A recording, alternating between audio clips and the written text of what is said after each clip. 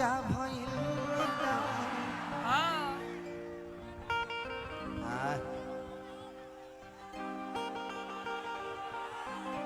रिपोर्टवा लिखी दरोगा जी मामला चोली चोरी के एगो काल भी गाना हमारे रिलीज भइल बा कि जवानी लेके पाँव भरमू आवो तरु गाँव ठीक है कोई बात नहीं सब चलते रहता है हमारी माता बहन बेटी भी यहीं पे है तो हम लोगों को ऐसे ही गाना गाना है ताकि इनको भी मजा आए ऐसा ना हो कि इनको लगे कि यार क्या चल रहा है ठीक है आज ये लो ना रहे लो जहाँ हॉट टॉल की खेसरिया सटल तो ठीक बा अभी बा लो तो ठीक बा एक बाद वाला कार्यक्रम में हीरोइन लेके आए हम जैसे भैया के विजयी घोषित भइल ओकरा बाद खेसरिया जी ट्रैक्टर पर नाची देखा बाबू अरे कि जाए पिया जवानी हमार जराई रे गइलाना हो जराई रे गइलाना एगो नचनिए कारा तहरा लोग खाती हो अच्छा हमारा बुझाता कि दुनिया के आधा ना 99% मर्द बिगड़िए गई हुई है कौनो मेहरारू के अपना मर्द पर भरोसा नहीं खे ना ना हम अपना पर कुछ ना बोले हमारा काम गबड़ा जाता बहुत दिक्कत होता हमरा केहू ये दुनिया में ऐसा मर्द नहीं खे जो अपना मेहरारू के नजर में बहुत सही होखे सही बात बा ना तू भइल बड़ू नीमो ये दुनिया में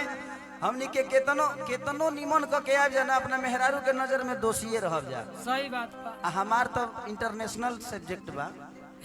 हमार सब्जेक्ट तो जानते नहीं जब हमरा वही में कमे में वही से 2 रुपया कमेबे त कौना कौना से दूर रहे कबो केहू सटता कबो केहू सटता हमहू कम छुछुनर थोड़ी हई हमहू जब लड़की समान तो हमहू सटिए जाता नहीं लगे क्या करे बाबू आओ दिखाओ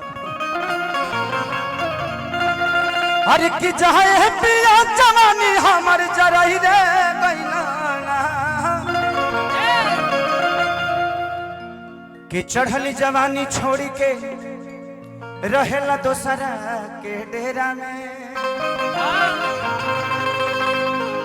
अनिमन बदन छोड़ी रहेला कवना फेरा में कि कहीं से बताइया भे बाबा शरीरियो राजा ही गलते गलते हो घरे हमरा झगड़ा भइली अखिलेश जी के चलते हो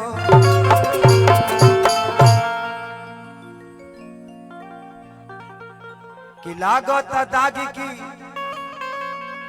कोई धोदी जवानी के जीवन में दोबारा लेके अइली अखिलेश बाबा का जल राघवानी के वायरल हो गई कि जहिया घर हमरा चल जाबी तो कुछ आ जाई मुड़ी जी हम डर नहीं खिजाती कि मार दी ही छुड़ी जी अरे कि जाए पिया जवानी हमर जराई रे गइलाना हो जराई रे गइलाना बड़ा सोच समझ के कुछ बोले के पड़ता हमारा घरे पहुंचे से पहले तहरा लोग के वीडियो हमारे घरे पहुंच जाता सही बात हम इतना अफर में जब से तारा लोग यूट्यूब शुरू कैले बड़ा नु तब से जीवन में बहुत खुश बनी हम इतना खुश बनी कि हम खुशी कहीं तो केकरा से कही हमार खुशी अखिलेश कश्यप जी जान रहे हैं जो राइटर हैं 2 रुपया लिखने वाले 2 रुपया हो 2 रुपया 2 रुपया आहा का हो सत्येंद्र भाई एक नंबर बिया हो गल बा होखबो न करी ना होई तार रहन बताओ तो कि तू ठीक आदमी नहीं खा सफल नामर बड़ा सफल हेड़ा लागत रहो अरे भैया भैया यही जी ने बानी कहीं जा थोड़ी बानी तू हमार भाई हमार जान हो मर दे के रहा अरे कि चाहे पिया जवानी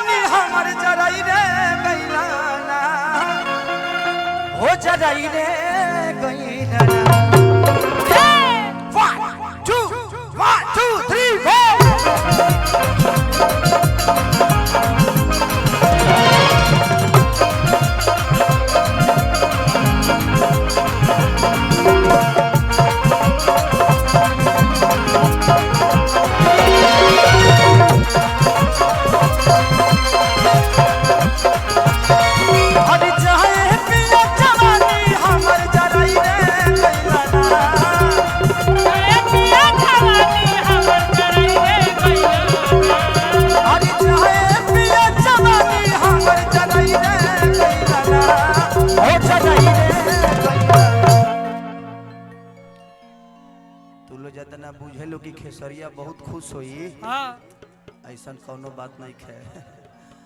अब तू लोग पूछते बड़ो कि हम कहाँ से तकलीफ में हो खो होला। जिंदगी में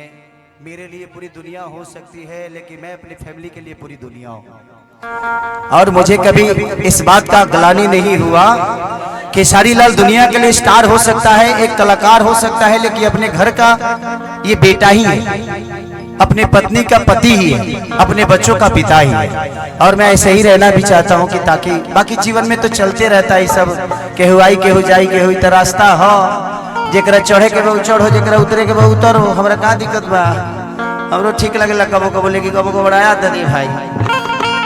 एगो नचनिए कारा भीम दादा ले ले बरा,